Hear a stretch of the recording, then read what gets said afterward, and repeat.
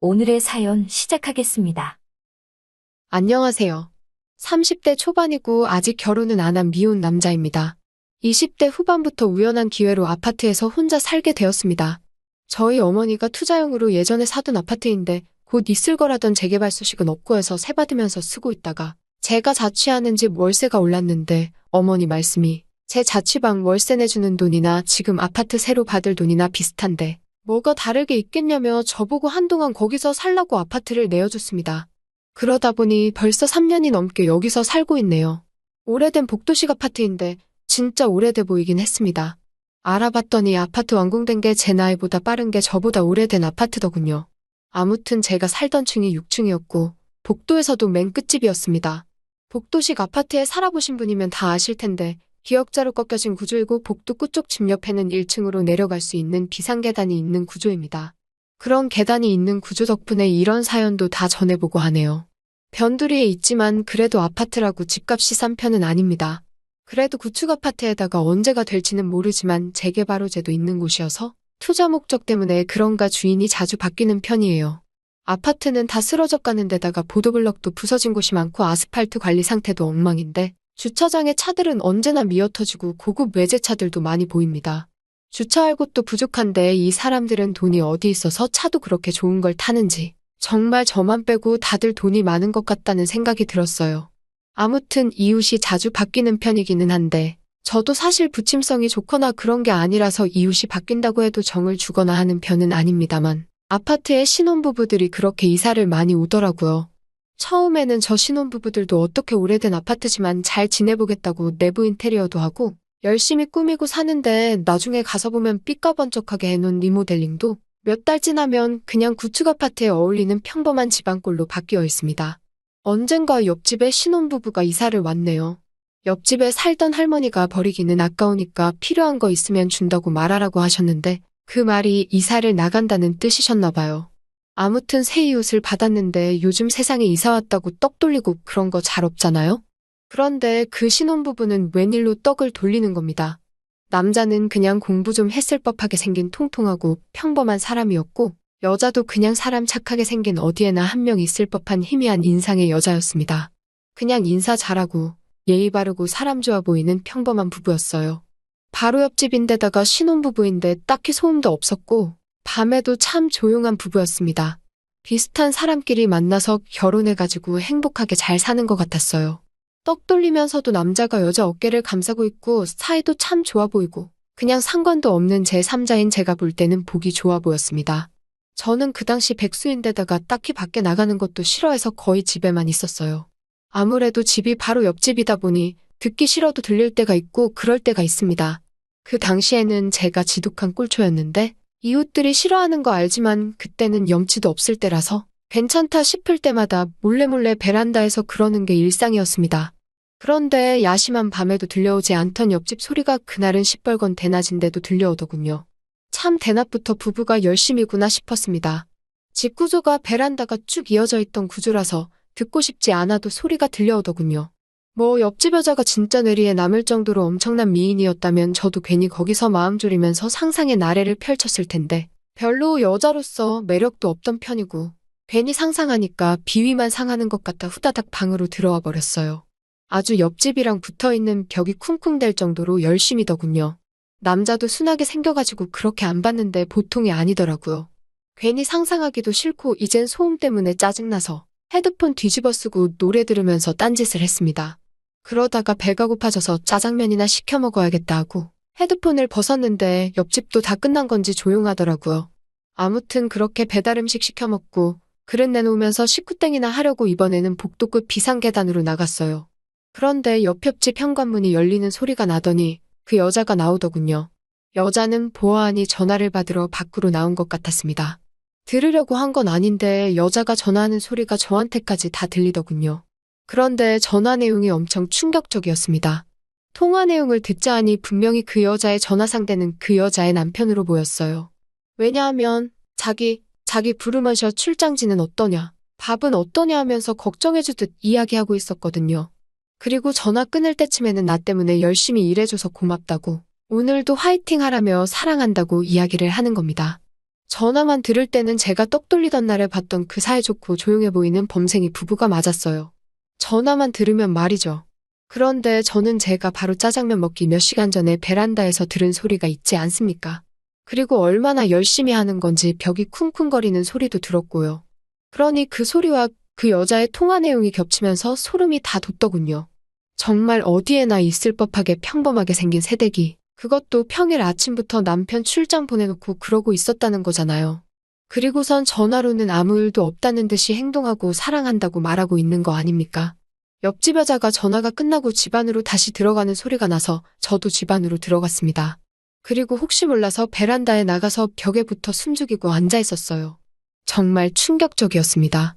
전화 끝난 지 10분도 안 된 것 같은데 옆집에서는 누군지도 모르는 사람하고 옆집 여자가 2차전이 벌어진 거예요. 아니, 그럴 거면 결혼을 왜 한 거지 하는 생각이 들고 여자가 솔직히 그날 이후로 좋게 보이지가 않더군요. 하루는 집 근처 편의점에 다녀오는데 이 불쌍한 옆집 남자는 차도 없는지 지하철역 방향에서 무더위에 정장 자켓까지 입은 채 서류 봉투로 부채질을 하면서 집으로 걸어오고 있었습니다. 제가 인사를 했는데 이사 온 첫날에 한 번 본 게 전부였는데 그 사람은 어떻게 저를 기억해서 옆집 사는 분이지 않냐고 하면서 저한테 반갑게 인사를 하더군요. 저야 옆집 남자를 기억하는 이유는 이 옆집 남자의 와이프가 그러는 걸 알게 된 그날에 너무나도 충격적이어서 잊혀져 가던 희미한 인상이 뇌리에 갑자기 기억이 나서 각인이 되었기 때문입니다. 세상에 이 남자보다 불쌍한 사람이 있을까 싶었어요.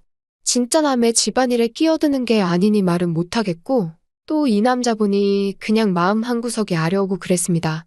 그 남자가 불쌍해 보여서 그런 건 아닙니다. 싸구려 동정심 때문에 돈도 안 되는 일은 하지 않거든요. 그냥 무작정 호기심 때문에 궁금해졌던 거예요. 저 여자가 남편이 출근한 사이 누구를 만나고 있는지를요. 그냥 제가 자주 만나는 이웃 중에 한 명인 건지 아니면 밖에서 알게 돼서 집으로 끌어들인 건지 저는 알 방법이 없었습니다.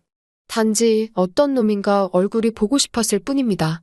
여자가 먼저 여지를 줬으니 집안으로 들여보낸 것일 테지만 그래도 집안에 들어가면 신혼부부인데 분명히 결혼사진이나 그런 게 걸려있을 텐데도 마음의 죄책감도 느끼지 않고 일을 저질러버린 그 간땡이가 부어있는 상대방이 누군지 궁금하더군요. 그래서 그날 이후로 대낮에 옆집에 문이 열리는 소리가 나면 저도 곧바로 따라 나가 조용히 문을 열고 밖을 나와봤습니다. 그 여자가 집에 들어가는 길이면 제가 문 열고 나올 때쯤에는 이미 문을 닫고 들어갔을 상태고 그녀가 밖으로 나오는 길이었으면 저는 반대방향 비상계단으로 몸을 돌려서 담배를 피는 척 이동해버리면 의심받을 일은 하나도 없었죠. 그러면 언젠가 옆집에서 나가는 남자의 모습을 포착할 것이고 그때 그 상대방의 정체를 알게 될 거라고 생각했어요. 그런데 일이 이상하게 돌아가기 시작했네요. 너무 고의적인 게 티가 난 건가 여자가 눈치를 챈 것 같더라고요.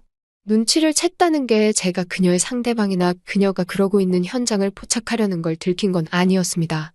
단지 제가 의도적으로 그녀가 밖으로 나올 때 따라 나온다는 걸 눈치를 챈 거지요. 그리고 그 여자는 그걸 별로 의심도 하지 않고 이상하게 받아들이더군요. 제가 그녀에게 관심이 있어서 뒤를 쫓아다닌다는 쪽으로 말입니다. 어디서 나온 자신감인지는 모르겠지만 그 여자는 남자들이면 모두 다 자신을 좋아할 거라고 생각을 했는가 봅니다. 어떤 날이었습니다. 초인종이 눌리는 소리에 문을 열고 나가봤더니 옆집 여자가 화장도 아주 진하게 하고 옷도 시선이 갈 정도로 잔뜩 차려입고서는 저희 집 앞에 서 있는 겁니다. 그래도 꾸며놓으니 조금 봐줄만 하기는 하더라고요. 그때 떡 돌릴 때 봤던 수수한 모습과는 전혀 다른 모습이었고 오히려 예쁘다는 생각까지 들 정도였습니다. 여자가 참 무서운 게, 아니, 여자가 무서운 게 아니라 화장이 참 무서운 거죠. 아무튼 화장과 옷만으로 사람이 분위기가 저렇게 달라질 수 있는가 싶어서 신기하기도 했습니다. 아무튼 그녀가 이유도 없이 저희 집 초인종을 눌렀으니 처음에는 저도 경계를 했죠. 그랬더니 그녀가 요즘 들어서 자기가 집에 들어오는 시간도 체크하는 것 같고 밖에 나갈 때도 따라 나오는 걸 다 알고 있다며 자기한테 관심이 있냐고 물어보더라고요. 다른 남자랑 바람 피는 걸 알고 있어서 그 현장을 덮치려고 그랬다고는 대답할 수가 없는 노릇 아니겠습니까? 그래서 그런 거 아니라고 했습니다. 그냥 우연의 일치라고요. 그랬더니 그녀가 한쪽 뺨으로 씩 웃으면서 저 같은 사람을 많이 봐와서 안다고 하면서 저보고 귀엽다고 하더라고요.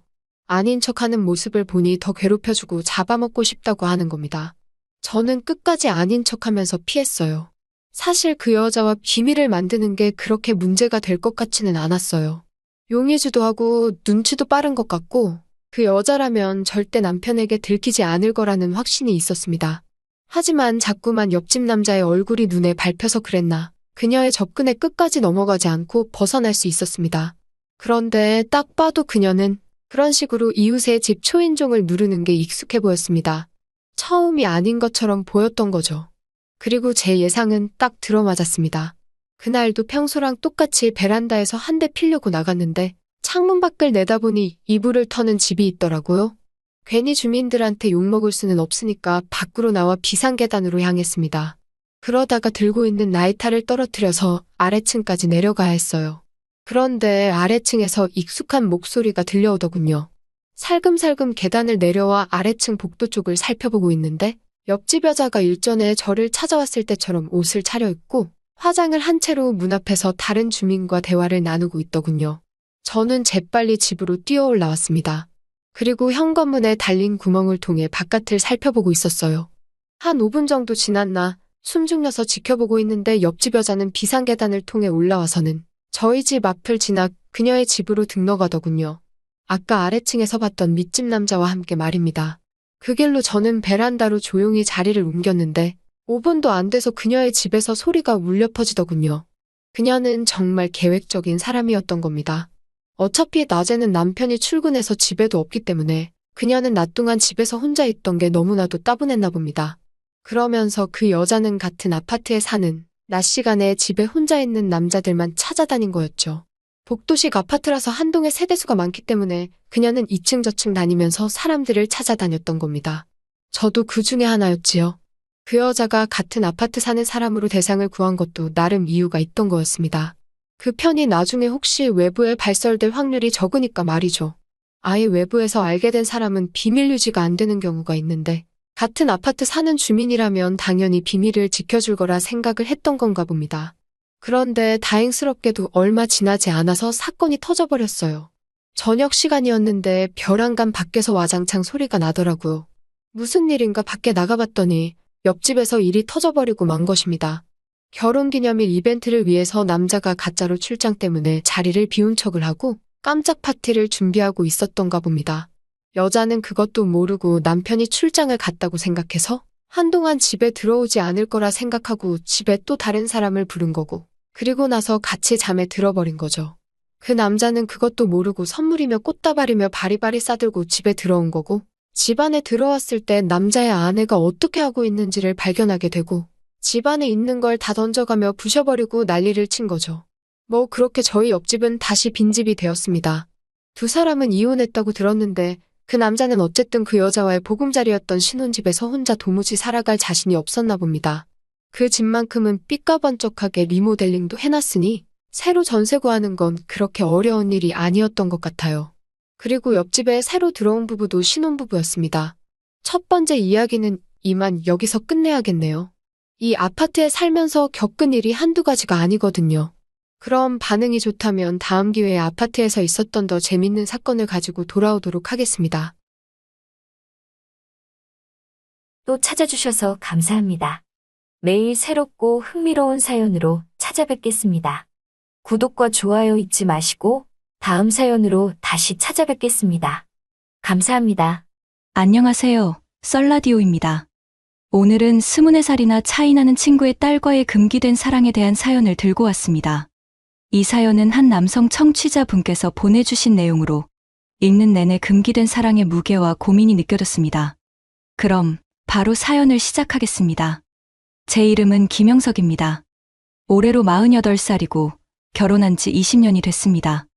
제 아내와는 그동안 큰 갈등 없이 잘 지내왔습니다.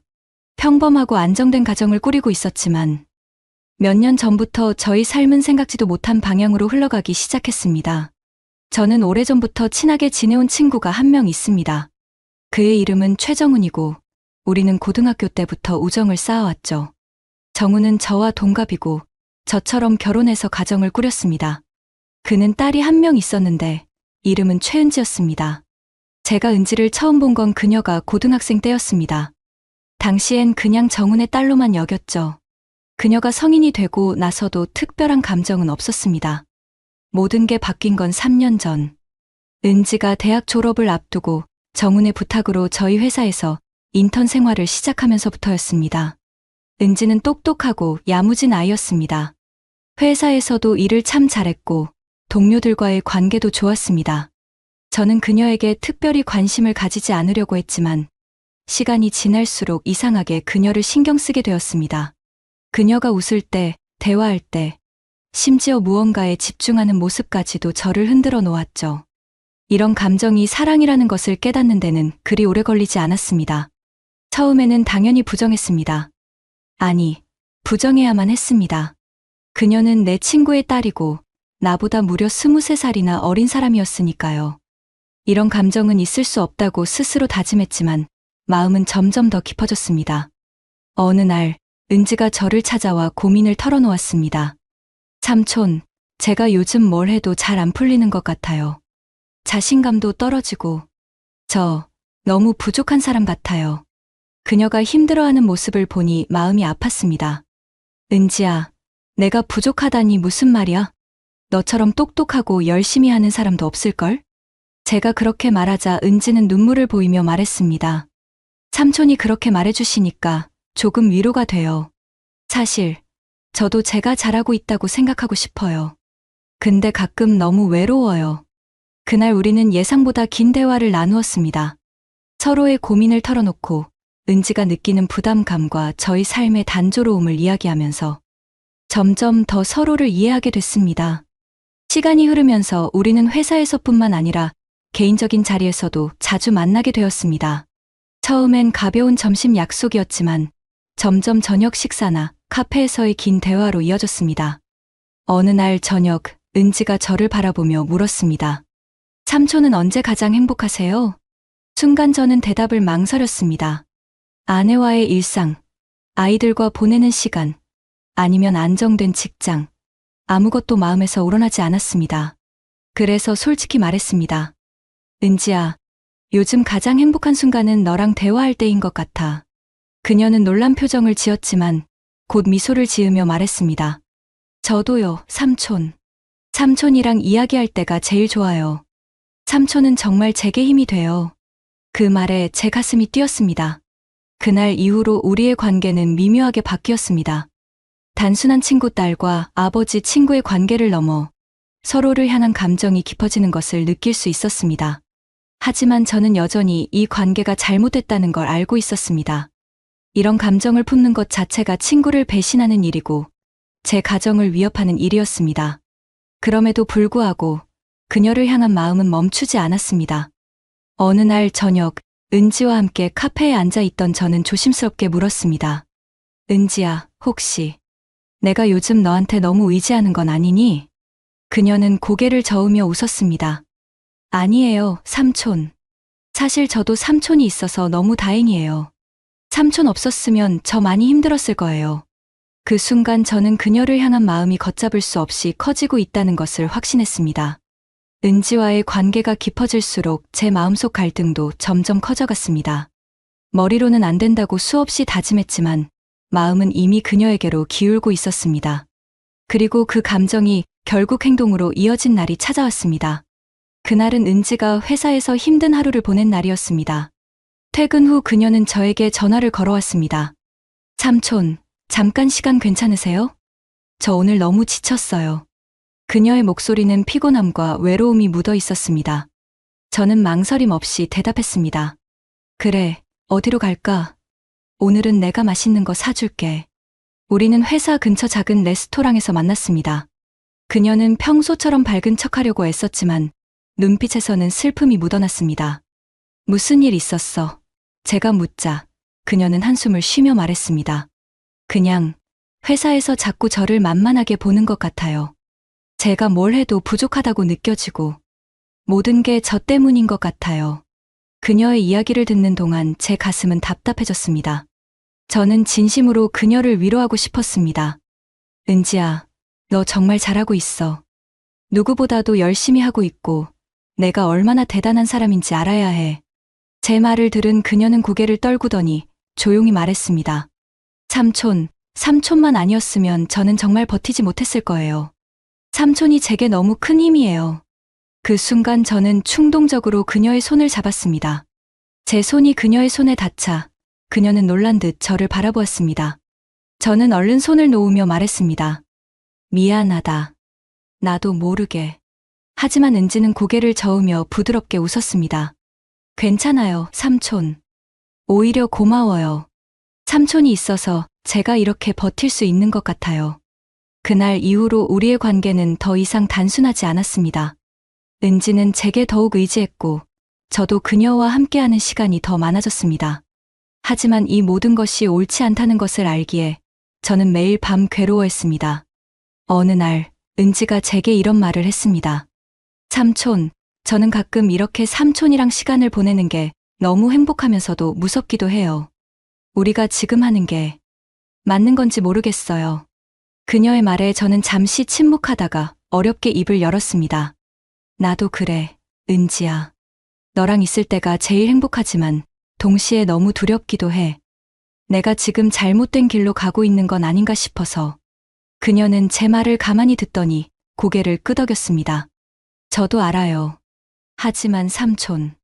저는 삼촌 없으면 안 될 것 같아요. 삼촌이 없으면 저는 진짜 혼자라고 느낄 것 같아요. 그 말을 듣는 순간 저는 더 이상 그녀에게서 벗어날 수 없다는 것을 느꼈습니다. 하지만 그럴수록 제 마음은 더 혼란스러웠습니다. 은지와의 이 관계를 계속 이어나갈 수 있을지 아니면 멈춰야 할지 스스로도 답을 내릴 수 없었습니다. 은지와의 관계가 깊어질수록 우리는 점점 더 감정을 숨기기 어려워졌습니다. 어느새 우리 둘 다 이 관계에서 빠져나올 수 없다는 것을 깨닫게 되었죠. 하지만 세상은 그렇게 녹록하지 않았습니다.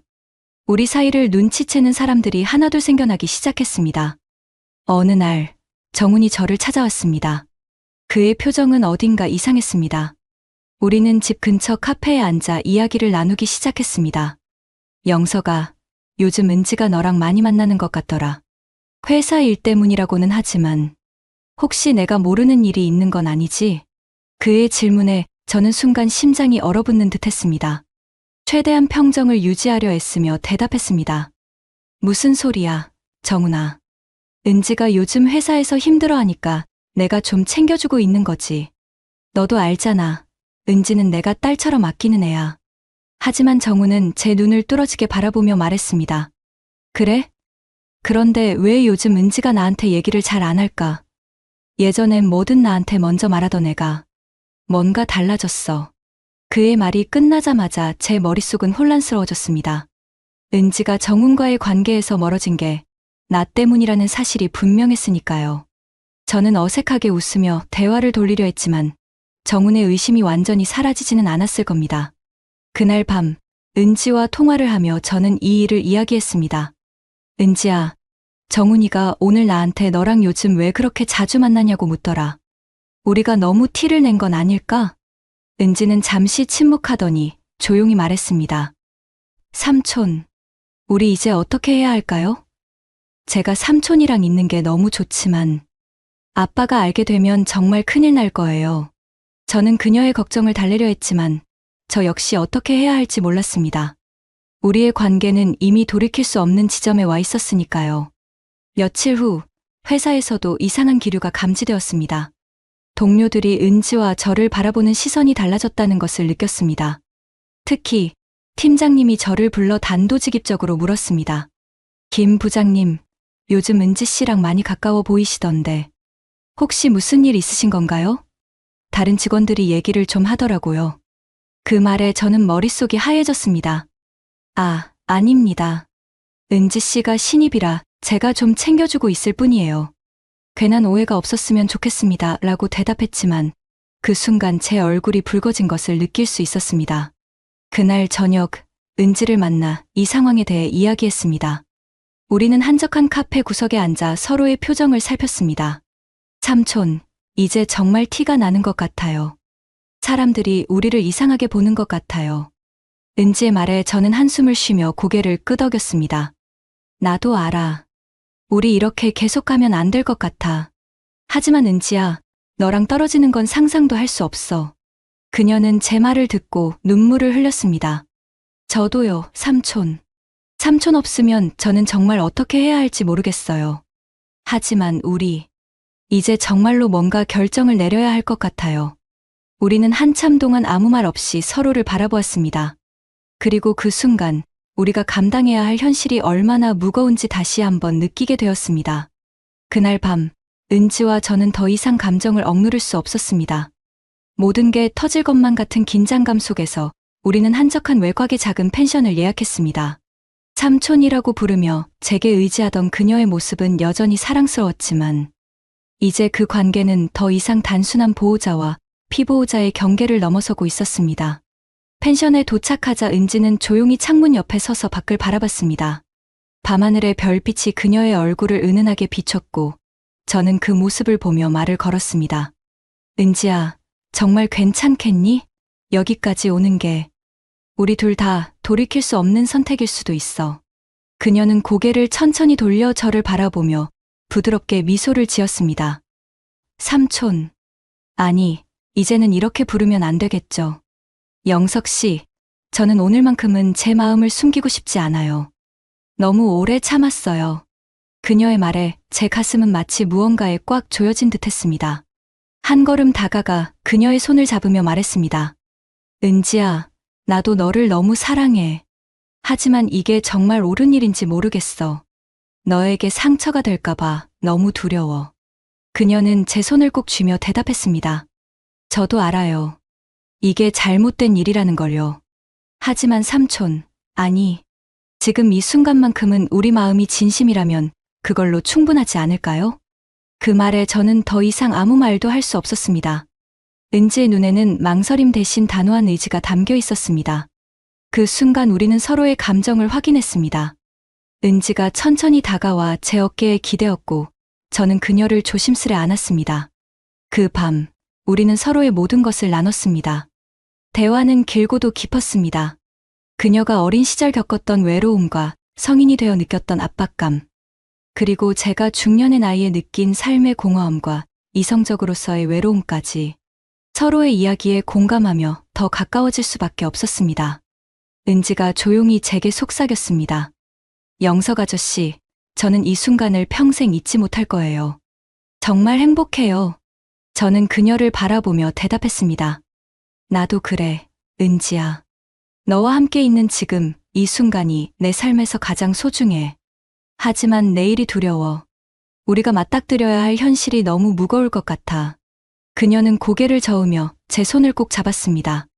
내일은 내일의 일이에요. 오늘은 우리 마음대로 살아요.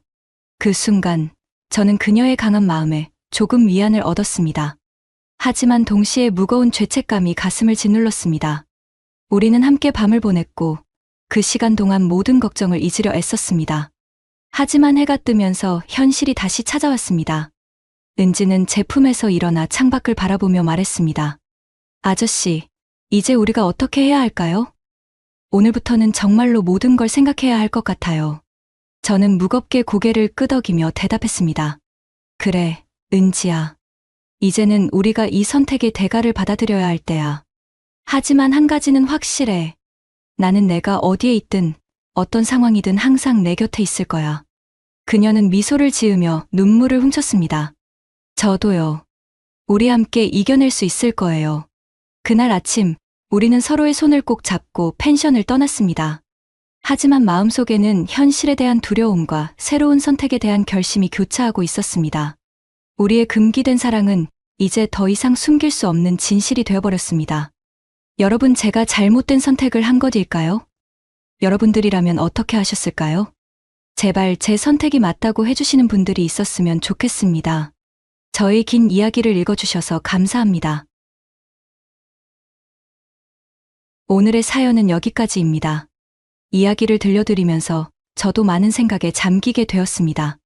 과연 영석 씨와 은지가 선택한 이 길은 올바른 것이었을까요?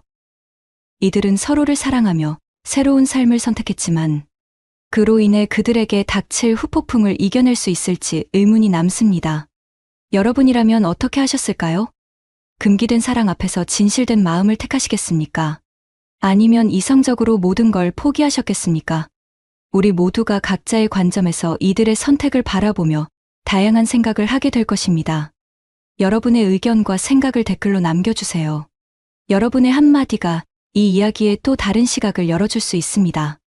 썰라디오는 여러분과 함께 이런 깊고 복잡한 이야기를 나누는 공간이니까요.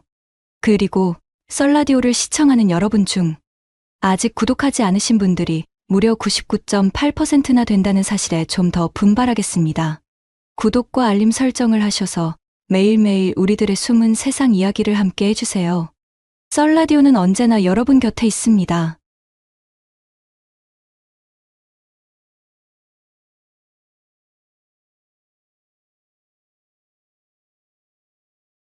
안녕하세요. 40대 후반의 남성입니다. 지금은 두 아이의 아빠이며 가장입니다. 제 나이대의 남자들이 대부분 그렇듯 아내와의 사이는 그렇게 좋지 않습니다. 아내는 항상 아이들이 우선순위이며 저는 거의 찬밥 신세로 집에서는 기를 못 피고 살고 있습니다. 처음부터 이런 건 아니었습니다. 솔직히 아내는 제 스타일이 아니었습니다. 결혼 전에 2년 넘게 만나던 여자친구가 있었습니다. 사실 그 여자친구는 제 아이도 한 번 가졌었습니다. 저는 그 당시 그 여자친구를 정말 너무나 사랑했고 나차고 애원했지만 그 당시 제 직장이 불안정해서 그런지 결국은 수술을 택하더군요. 미연에 방지를 하지 못한 제 잘못도 컸지만 아이에 대한 죄책감이 날이 갈수록 커져만 갔습니다. 여자친구 얼굴만 보면 아이가 생각이 났고 여자친구도 수술을 한 죄책감 때문인지 신경이 엄청 날카로워졌었어요.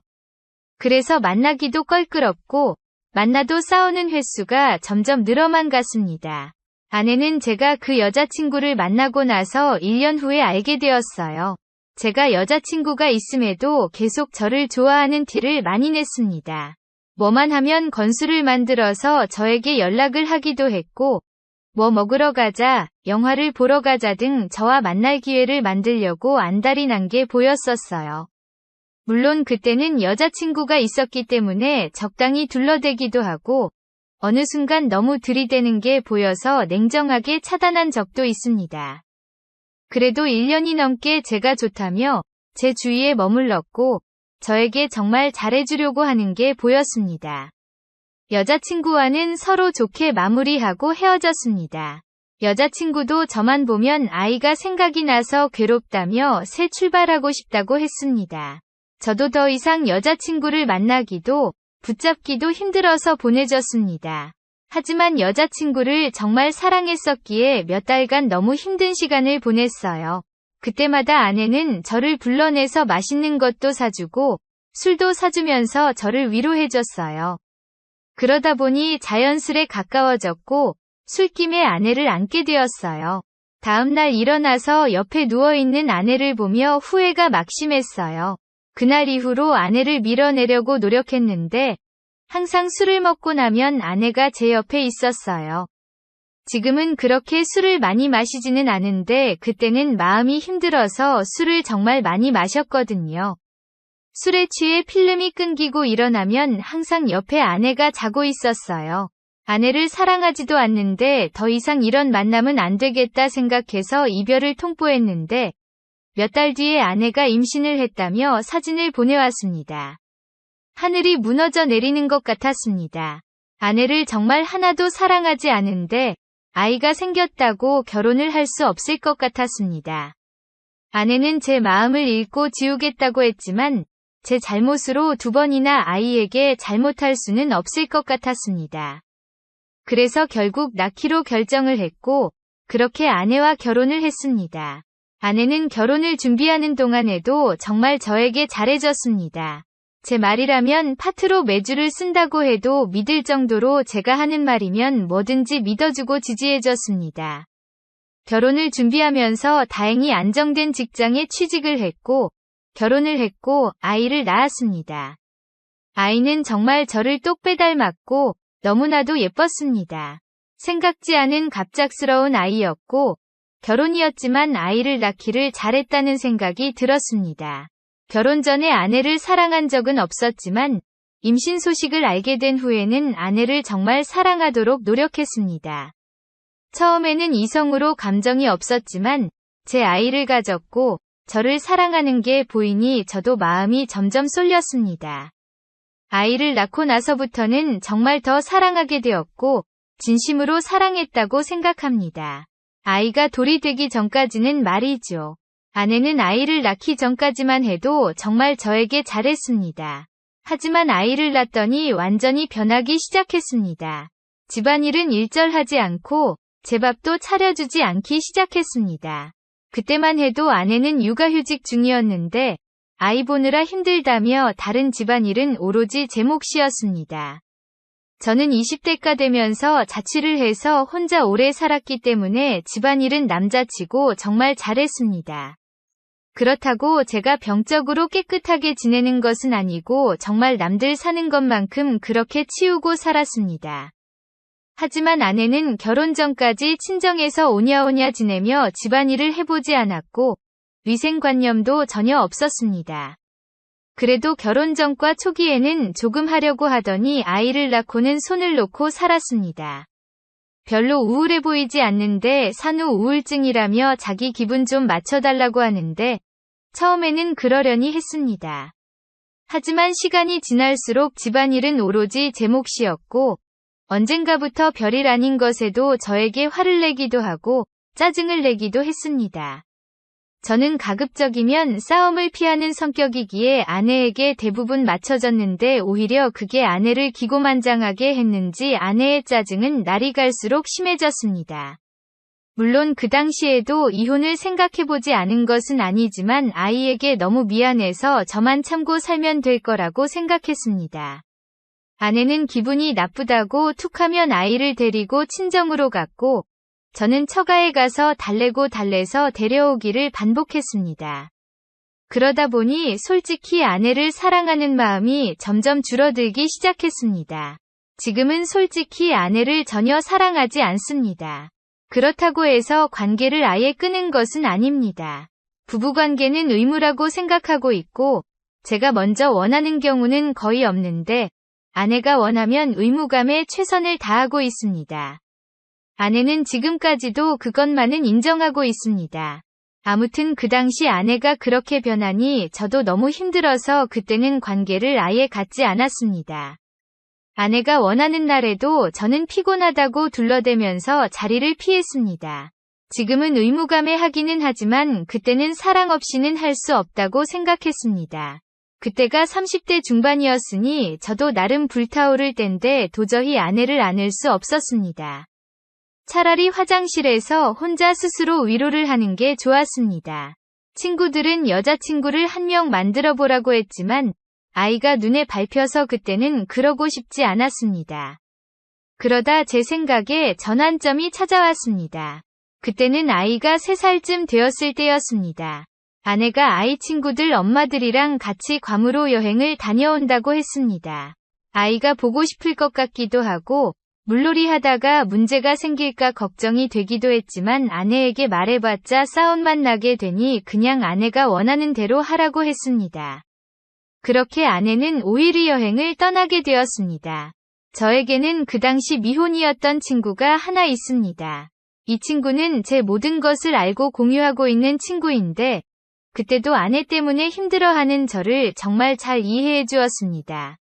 아내가 아이와 괌으로 여행을 간다고 이야기를 했더니 그 말을 듣는 순간부터 둘이 함께 놀자며 스케줄을 짜기 시작했습니다.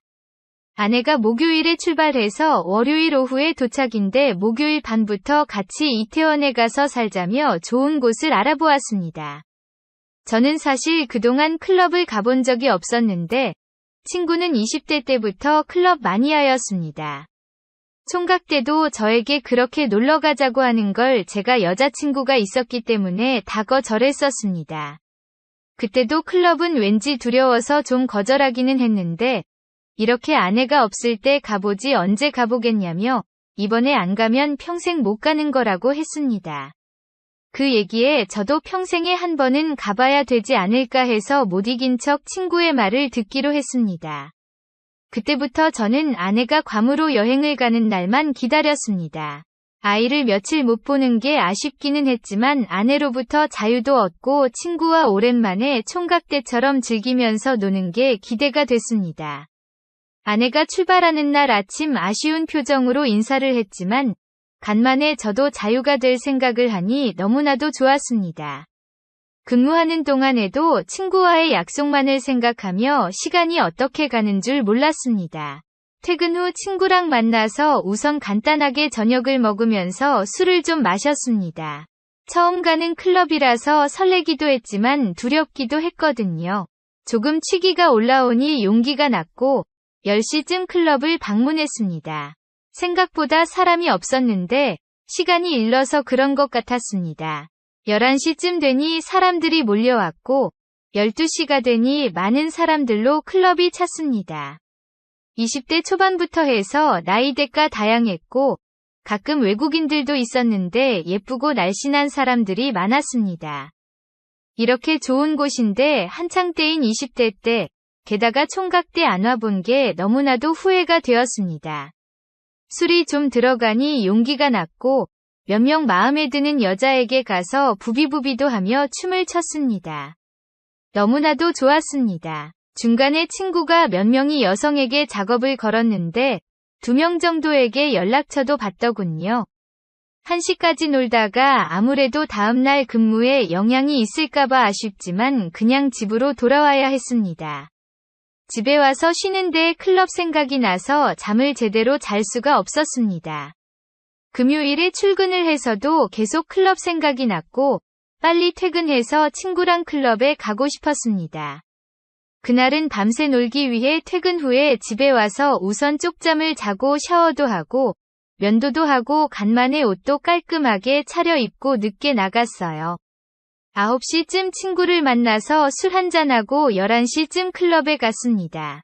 전날이랑은 다른 곳이었고 또 그게 새로웠습니다. 친구는 전날 연락처를 딴 여자 중 한 명과 잘 되어간다며 제가 친구랑 같이 나오라 해서 같이 놀자고 했지만 그녀가 시간이 안 돼서 그러지를 못했습니다. 그러다 1시가 넘어가자 정말 클럽 안은 말 그대로 동물의 왕국이었습니다. 남자들이 여자들을 꼬시기 위해서 엄청 들이대기 시작했고 저도 처음에는 그 무리에 끼어서 마음에 드는 여자에게 들이댔는데 점점 뒤로 밀리더군요. 어쩔 수 없이 멀찌감치 뒤로 물러나서 친구랑 둘이 춤을 추고 있는데 그때 친구로 보이는 백인 여성 한 명과 한국 여성 한 명에게 남자들이 마구 들이대는 걸 보았습니다. 처음에는 그녀들도 즐기면서 춤을 췄는데 몇 명의 남자들이 도를 넘는 신체 접촉을 했고 그녀들의 표정이 너무나도 좋아 보이지 않았습니다. 저랑 친구는 조심히 그녀들 곁으로 다가가서 그녀들 주위에 다른 남자들이 불필요한 접촉을 하지 않도록 막아섰습니다. 몇 명의 남성들이 힘으로 우리를 밀어내려고 했지만 무슨 객기에서인지 저는 꿈쩍도 하지 않고 그녀들을 보호했습니다. 그렇게 30분 정도 시간이 흘렀고 그녀들은 이제 춤을 다 췄는지 짐을 챙겨서 나가더군요. 이때 친구가 갑자기 나가더니 이 차를 잡았다며 저에게 연락을 했습니다. 친구가 얘기한 술집으로 갔고 정말 그녀 둘이 그 술집 안에 있었습니다. 알고 보니 백인 여성은 러시아에서 여행 온 여성이었고 한국에 관심이 많아 간단한 한글 단어 정도는 말하고 이해할 정도였습니다. 영어는 수준급이었는데 저랑 친구는 짧지만 영어 단어 정도로 의사소통은 대충 할 수 있었기 때문에 진지한 얘기는 아니라도 얘기는 꾸준히 할 수 있었습니다. 여성 둘은 온라인에서 몇 년간 어학 교류를 하던 친구로 3주간 러시아 여성이 여행을 왔고 이곳 저곳 여행을 하다가 한국 클럽 문화도 알고 싶다고 해서 클럽에 왔다고 합니다. 백인 여성이 말하기를 처음에는 잘생긴 한국 남자들도 많고 춤도 추니 너무 좋았는데 취한 사람이 기분 나쁜 말도 했었고 너무 막 들이대서 나오려고 했는데 우리가 막아줘서 고마웠다고 했습니다. 한국 여성분도 고마웠다고 말했고 그 여성분은 제 친구에게 아무래도 관심이 있어 보였습니다. 저도 나름 괜찮게 생긴 편인데 그 친구는 남자인 제가 봐도 정말 잘생겼거든요. 우리는 1시간 넘게 술을 마시며 이야기를 나눴고 제 친구랑 한국 여성분은 눈이 맞아서 둘이 나갔습니다. 러시아 여성이 숙소가 코앞이라서 저에게 데려다 주라고 하면서 나갔습니다. 러시아 여성분이 키도 170cm 정도는 돼 보였고 술을 많이 취하지 않았기 때문에 무슨 일 없을 거라고 생각을 했나 봅니다. 아니면 그렇게나 친구에게 푹 빠져서 그런 것 같았습니다. 그녀를 숙소로 바래다주는 동안 심장이 떨려 죽는 줄 알았습니다. 러시아 여자분들 알잖아요. 눈도 크고 파란 빛이 났는데 얼굴도 하얗고 피부도 좋았습니다. 키도 크고 날씬해서 정말 모델 같아 보였습니다. 술도 취하고 희미한 가로등 불빛에 그녀를 바라보니 정말 불타오를 수밖에 없었습니다. 술김에 어떻게 한번 작업을 걸어볼까 고민하는 사이에 벌써 숙소 앞에 도착을 했고, 저도 술이 좀 깬 상태고 그녀는 술이 거의 안 취한 상태라 작업을 걸 상태가 아니었습니다.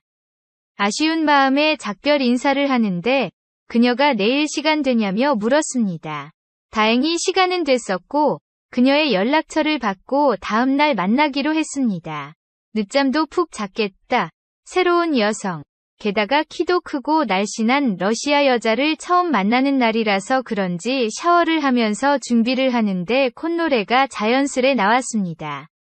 한강에 가고 싶다는 그녀의 말에 저녁쯤 한강을 걸으면서 이야기도 하고 데이트도 했습니다. 커피를 마시면서 조금 걷다가 벤치에서 쉬다 걷고를 반복했는데 외국인이기도 하고 키도 크고 날씬하니 걸어 다닐 때마다 한국 남자들이 흘깃 쳐다보는 것을 느꼈습니다. 그걸 보니 왠지 제가 다 어깨가 올라가는 것을 느꼈습니다. 그녀는 의외로 한국 음식을 잘 먹는지 삼겹살에 소주를 먹고 싶다고 했습니다. 맛집을 검색해서 그녀를 데리고 가니 너무나도 좋아했습니다. 자기는 한국 음식에서 삼겹살이 제일 좋고 삼겹살에는 소주라며 웃는데 정말 인형 같아 보였습니다. 우리는 1차로 삼겹살을 먹고 2차로 노래방을 갔습니다. 그녀는 한국 노래를 정말 많이 알고 있었는데 다행히 젊은 사람들이 좋아하는 노래가 아니라 제가 아는 노래들을 좋아했습니다. 저는 대학 시절에 동아리에서 보컬 트레이닝도 받을 정도로 웬만한 남자들보다는 노래를 잘했기 때문에 그녀가 원하는 곡들을 불러주었습니다. 그녀는 정말 눈에서 하트가 보일 정도로 좋아했습니다. 그녀는 사실 음치였는데 그 모습도 너무나도 귀여웠습니다. 틀린 한국 발음도 많고 박자도 놓치고 음이탈도 했지만 그게 또 귀여워 보였습니다. 그렇게 노래방을 갔다가 술집으로 향했습니다. 오랜만에 이렇게 노니 너무나도 좋았다며 노래를 부르니 목이 마르다고 맥주를 벌컥벌컥 마셨습니다. 그러다 우리 둘 다 금세 취했고 그녀는 제가 마음에 든다며 여자친구가 있냐고 물었습니다. 저는 아내는 있지만 여자친구는 없는 상태였기 때문에 여자친구가 없다고 얘기를 했고 그녀는 다행이라고 했습니다. 그 이후로 우리는 자연스레 스킨십을 했고 그녀는 제 손을 잡고 그녀의 숙소로 저를 데리고 갔습니다. 숙소에 도착하자마자 우리는 서로를 안았고 제 인생에 외국인을 안아본 처음이자 마지막 경험이었습니다. 평소에 영상을 통해서만 외국인 여성을 보았었는데 실제로 제가 안아보니 정말 다르긴 달랐습니다. 피부가 정말 하얗고 한국 여성들과는 달리 정말 비율이 장난 아니었습니다. 키가 크기도 컸지만 다리가 정말 길었고 엄청 유연했습니다. 말로는 어렸을 때 발레를 했다고 했는데 정말 다리를 양옆, 앞뒤로 쫙 벌릴 수 있는 유연함을 가졌더군요. 다리도 길고 유연한 여성을 안는 건 처음이었는데 말 그대로 신세계였습니다. 그날 저와 그녀는 불타는 토요일 밤을 보냈습니다. 몇 번을 안았는지 모릅니다. 다음날 늦잠을 자고 일어났는데 옆에서 제 팔베개를 베고 새근새근 잠든 그녀를 보니 너무나도 예뻤습니다. 정말 인형이 제 옆에 있는 것 같았습니다. 한동안 그녀를 지그시 쳐다보니 다시 일어서는 것을 느꼈고 그녀도 제가 일어나는 것을 느꼈는지 잠에서 깼고 우리는 3차전을 치렀습니다. 그녀는 1차전이던 2차전이던 3차전이던 공격형이었고 저는 적당히 수비도 하면서 공격도 하면서 그렇게 행복한 시간을 가졌습니다. 일요일이다 보니 하루 종일 그녀의 숙소에 머물면서 정말 몇 번이나 그녀를 안았고 그날은 제 인생에서 가장 빛나던 날이었습니다. 저녁에 헤어지기는 아쉬웠지만 다음날 출근을 해야 했기 때문에 집으로 돌아왔고 물론 돌아오기 전에 마지막으로 그녀와 사랑을 나눴습니다. 다음날 아내가 돌아왔는데 며칠 더 있다가 왔으면 했습니다. 물론 아이를 보는 건 너무나도 좋았는데 아내와 다시 현실에서 생활을 해야 하다니 가슴이 콱 막혔습니다. 아내가 돌아오고도 러시아 여자와 간간히 연락을 주고받았는데 그녀가 너무나도 보고 싶고 안고 싶었지만 아내 눈치를 살피느라 볼 수가 없었습니다. 러시아 그녀에게는 일이 바빠서 당분간 힘들다고 핑계를 댔고 그녀도 처음에는 이해를 해줬지만 조금씩 연락이 줄어들었습니다. 며칠이 지나고 그녀가 며칠 뒤 출국을 하는 것을 알고 있었습니다. 그녀를 한 번 더 안고 싶은 마음에 시간을 억지로 내서 연락을 했는데 그녀는 그동안 저에게 기분이 많이 상했는지 저를 한 번 더 만날 생각은 없는 것 같았습니다. 바쁘다는 핑계로 약속을 잡지 않았고 저는 너무나도 아쉽게 그녀를 보내줘야 했습니다. 그녀를 못 안게 되니 너무나도 애가 탔고 제 욕구를 풀어야 했습니다. 어느 순간부터 아내를 잘 안지 않았는데 그때는 너무나도 애가 타서 아내라도 안고 싶었습니다. 아내를 안으면서 그녀를 떠올렸습니다. 물론 너무나도 차이가 났지만 그래도 그렇게라도 하니 아내를 안을 수 있었습니다. 그렇게 몇 번 안다가 보니 아내가 둘째를 갖게 되었습니다. 그렇게 아들 둘의 아빠가 되었고 둘째를 낳자 아내는 이전보다 더 저를 막대했고 저는 찬밥 신세로 전락을 했습니다. 저도 면역이 되었는지 이혼 생각도 안 하고 그냥 그러려니 하면서 지내고 있습니다. 이후에도 여자를 만날 기회가 몇 번 있었고 길게는 만나지 않았지만 몇 명의 여성을 아는 적이 있습니다. 그 러시아 여자에 비해서는 정말 새발이 피지만 아내를 안는 것보다는 다른 여성을 안는 게 더 좋은 것 같습니다. 제가 나이가 있다 보니 유부녀들이 많은데 남의 여자를 안는다는 생각을 하면 더 기분이 좋고 아무래도 유부녀들이 매력적인 것도 있습니다. 몇 번 미혼을 안아봤는데 부끄러워하는 척하면서 튕기는데 솔직히 경험이 있는 거 아는데 너무 내숭을 떠는 게 더 싫더라고요. 오히려 유부녀들은 내숭 없이 표현을 하는 게 너무나도 좋습니다. 물론 서로의 가정이 있기 때문에 몇 번 만나다가 흐지부지 되는 경우가 많기는 했습니다.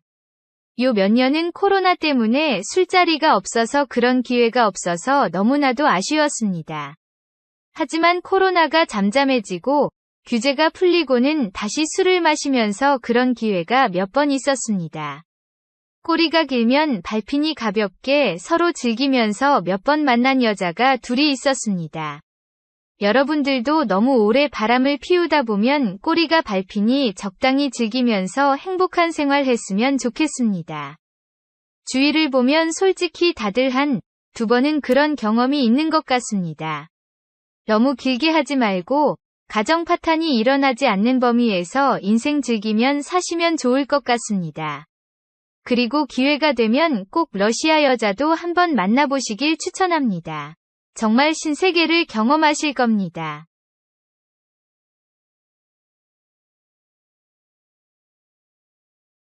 오늘도 레전드 채널을 방문해주셔서 대단히 감사합니다. 시연통쾌 감독님의 레전드 사연 바로 시작하겠습니다. 안녕하세요. 저는 결혼한 지 얼마 안 된 여자입니다. 정말 여기서 제 사연이 역대급이지 않나 싶어서 이렇게 글을 쓰게 되었습니다. 저는 결혼한 지 1년이 안 된 여자입니다. 남편과는 소개팅으로 만나게 되었어요. 소개팅에 나온 남편을 보고 제가 첫눈에 반했어요. 먼저 적극적으로 대시하고 다가갔습니다. 제가 머릿속으로 그리는 이상형과 너무나 흡사했어요. 남편도 저희 적극적인 구애를 받아들였고 저희는 알콩달콩 연애 끝에 결혼을 하게 되었습니다. 그런데 결혼 후에야 저는 남편의 실체를 알게 되었어요.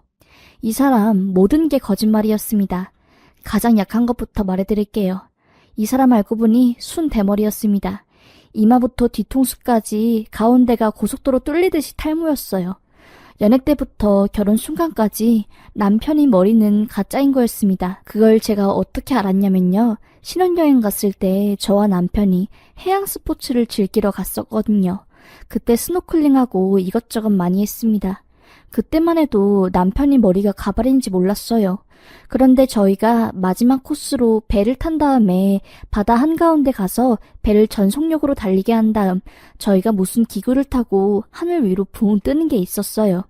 남편이랑 같이 그 해양 스포츠 기구를 타고 하늘로 붕 뜨는데 붕 뜨면서 남편 가발이 벗겨져 하늘로 날아간 겁니다. 남편은 아악 소리를 지르고 저는 순간 남편이 머리 가죽이 뜯긴 줄 알고 엄청 소리 질렀어요. 막 스톱 사람이 다쳤어요 help me 하면서 소리 지르고 손으로 X자 표시하고 밑에서 조종하시는 분이랑 직원들이 깜짝 놀라서 배 속력 줄이고 저희는 바다에 빠져서 질질 끌려오는데 가까이서 보니 진짜 남편 머리 가죽이 벗겨진 게 아니라 가발이 벗겨진 거였더라고요. 아니, 저는 그때까지 남편이 가발을 착용하고 사는 줄은 꿈에도 몰랐거든요. 엄청 화가 나는데 그거 가지고 뭐라고 하면 속 좁은 사람처럼 보일까봐 어떻게 된 일이냐면서 화도 못 내고 끙끙 앓다가 밤 돼서야 남편한테 한마디 했죠. 당신 왜 가발 착용하는 거 말 안 했어? 연애 때는 그렇다고 쳐도 결혼하기 전에는 나한테 말했어야지. 이게 숨길 일도 아니고 신혼여행 와서야 남편이 탈모라서 가발 착용한다는 걸 내가 알아야 해? 내가 얼마나 놀랐는데 아까 하늘로 올라갈 때 오빠 줄에 머리카락 걸려서 머리 가죽 뜯겨나간 줄 알고 나 심장 떨어지는 줄 알았어. 진짜 라고 하자 남편은 미안해. 숨기려고 숨긴 게 아닌데 갑자기 머리가 너무 많이 빠져서 내 나이에 나만큼 빠진 사람이 없거든. 그래서 이게 콤플렉스가 되고 가발 쓴 거 알면 여보가 나랑 헤어지자고 할 것 같아서 숨긴 거였어. 말 못해서 미안해 진짜. 언젠간 말하려고 했는데 타이밍을 놓친 거야. 진짜 미안해. 라고 하면서 울먹이더라고요. 저는 화가 머리 끝까지 났는데 자기 콤플렉스라서 말 못했다고 하면서 우는 남자에게 제가 더 이상 뭐라고 하겠어요. 그렇게 저는 신혼여행 끝날 때까지 머리 반 까진 남자와 웃지 못할 여행을 보냈습니다. 네, 이 정도로 남편이 절 속였으면 제가 참고 살았겠지요. 남편은 저와 연애할 때 K대를 나왔다고 했어요. 그래서 그냥 그렇구나 하고 넘어갔었거든요. 사실 학교 어디 나왔는지 별로 신경 안 쓰는 사람이고 지금 무슨 일을 하고 어떻게 사는 사람인가가 더 중요하다고 생각하는 입장이라서요. 그런데 남편은 유난히 본인이 나온 학교를 강조하면서 자존심을 내세울 때가 많았어요. 얘가 왜 이렇게 학교에 집착을 해? 하면서 그만 좀 하라고 말릴 정도였고요. 그렇게 잠잠해지나 싶었습니다. 그런데 일이 터졌어요.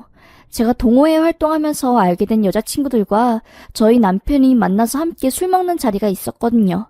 그때 그 여자친구들 중 한 명이 남편이 나온 학교와 과가 같았고 심지어 동기였던 겁니다. 친구가 그 사실을 알고 남편에게 너무 반갑다고 그런데 학교 다니면서 한 번도 못 봤는데 신기하다고 하면서 막 이것저것을 물어봤어요.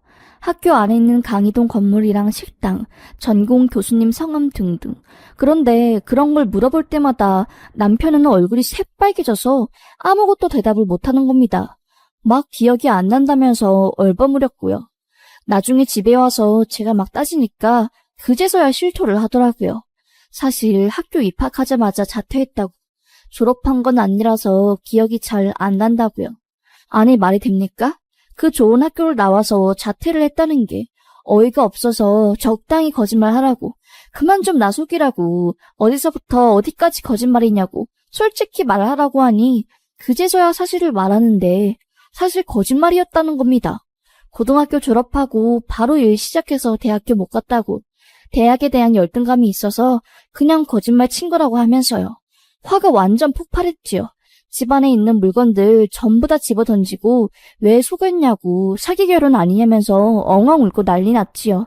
아니 대학 안 나와도 되는데 왜 굳이 그걸 숨겨서 망신을 당하냐고. 도저히 이해가 안 됐습니다. 저는 너무 화가 나서 짐 싸들고 친정으로 갔어요.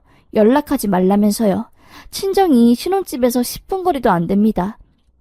그런데 와 정말 지금 생각해도 기가 막혀서 말이 안 나오는데 그렇게 싸우고 연락도 안 하고 별거 하듯이 지냈어요. 미안하다고 용서를 비는 남편 연락 전부 씹고 진지하게 이혼을 고민하고 있었지요.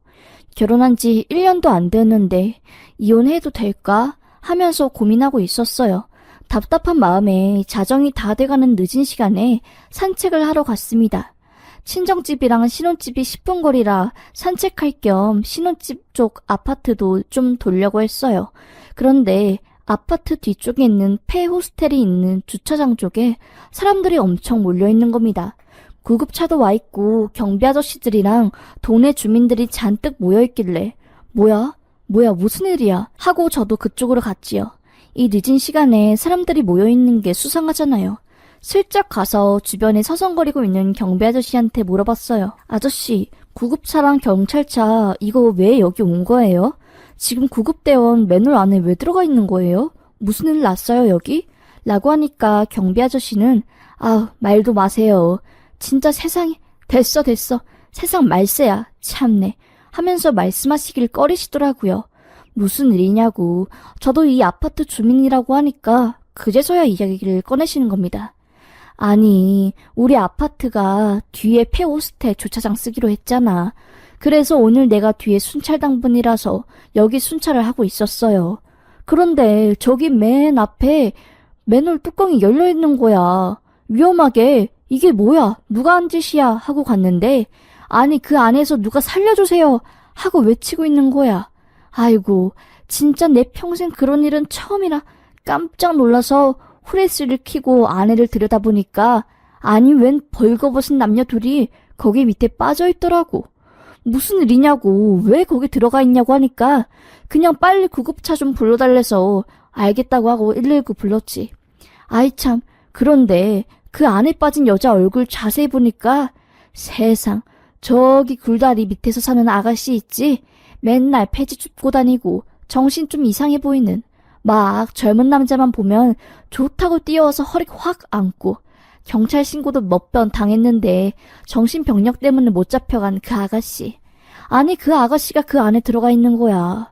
내가 보니까 이 아파트 사는 남자가 그 아가씨랑 여기 아무도 없는 인적 없는 곳에 와서 그 짓거리 하다가 맨홀 뚜껑 안으로 빠진 것 같더라고. 젊은 남자가 아픈 여자 데리고 뭐하는 짓인지 어휴 세상. 일하면서 혀를 끌끌 차더라고요. 뭔 이런 일이 다 있었는데 으악 하는 소리와 함께 맨홀 뚜껑 안에서 사람이 구출되는 소리가 들리더라고요.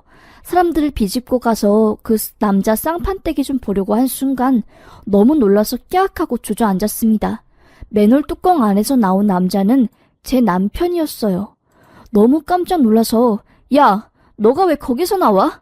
왜 아랫돌이 발가벗은 채로 거기서 나오냐고 하면서 멱살을 잡으려고 하는데 남편은 맨홀 아래로 떨어지면서 허리랑 다리를 크게 다쳐 신음소리만 내고 있었고 달려가는 저를 경찰분들이 제지하더라고요. 정말 너무너무 어처구니가 없었습니다. 남편은 제가 집을 나가서 친정에 있으니까 본인 성욕을 풀 곳이 없어지니 동네 꽃한 미친년을 살살 꼬셔서 돈 몇 푼 쥐어주고 그동안 그 아파트 뒤 폐 주차장에서 그 짓거리를 한 모양이더라고요. 맨홀 뚜껑 위에서 그 짓을 하다가 본인들 움직임 때문에 맨홀 뚜껑이 아래로 떨어지면서 본인들도 그 밑으로 떨어진 거였어요. 똥물에 진흙까지 전부 뒤집어 쓰고 냄새가 아주 푹 삭힌 소똥 냄새가 남편에게 진동했습니다. 이 사람이랑 이혼할까 말까 하고 망설였던 제가 미련 곰탱이더라고요. 완전 발정나고 머리부터 발끝까지 거짓말인 사람이랑 어쩌다 결혼했을까 하면서 제가 너무 미워졌습니다. 너무너무 화가 나서 전신에 똥물 뒤집어 쓰고 병실에 누워있는 남편을 향해 가래침 콱 뱉고 다리가 부러져 끙끙대고 있는 남편의 다리를 꽉 눌러버렸어요. 아예 다리 병신돼서 걷지 못하게 만들어보고 싶은 마음으로요. 제가 남편 아픈 곳을 꽉 누르자 남편이 악 소리 지르는데 그 모습조차 꼴보기 싫어서 남편 입에다가 남편 몸에서 묻은 똥물 닦은 휴지 뭉탱이를 넣어버리고 병실을 나왔습니다. 그리고 그 모습 사진으로도 찍었고요. 집에 가서 너무 분통이 터지고 저급한 사람이랑 잠시나마 결혼생활 했다는 게 화가 안 풀려서 남편 지인들한테 사진 쫙 돌리고 남편이 거짓말한 리스트들 전부 폭로했어요. 남편 SNS 계정에도 들어가서 남편 학력, 탈모, 바람난 거 등등 전부 써서 올렸고요. 그리고 저는 신혼집에 들어가 남은 제 물건 바리바리 싸서 친정으로 갔습니다. 해가 밝은 다음에는 연차 내고 바로 이혼 전문 변호사 찾아가서 소송 준비했고요. 가차없이 소장 써서 이혼 소송했습니다. 이딴 쓰레기 같은 놈이랑은 1분 1초라도 상종하기 싫고 엮이기 싫다는 마음으로요. 정말 제 인생이 이렇게 흘러갈 줄은 꿈에도 몰랐네요. 아참, 그리고 온 동네에 그 맨홀 뚜껑이 빠진 남자가 제 남편이란 것도 전부 소문냈습니다. 10년 넘게 그 아파트에서 산 남편이 다시는 동네에 얼굴 못 들고 다니게 하려고요. 그 신혼집 남편 명의니까 저는 상관없었습니다. 저야 나가서 살면 되니까요. 온 동네가 그 정신 이상자 여자랑 그 짓한 남자 어떤 남자냐고 수군대고 난리 났는데 뭐 제가 아파트 엘리베이터 전단지 칸에 A4 용지에 남편 신상 적고 그 짓한 놈이라고 떡하니 붙여놨죠. 에휴, 누구한테 창피해서 말도 못하고 소가리만 끙끙하다가 참다 이렇게 사연 올립니다. 이제야 속이 좀 시원하네요. 정말 여러분, 결혼은 꼭꼭 신중하게 하세요. 전 지금 결혼한 게 너무나 후회가 되네요. 부디 여러분들은 제 남편 같은 남자 만나지 마시고 정상적이고 멀쩡한 남자 만나시길 바랍니다. 여기서 이야기 마치겠습니다. 혹시나 저 아는 사람 있더라도 모른 척하고 넘어가 주세요. 감사합니다.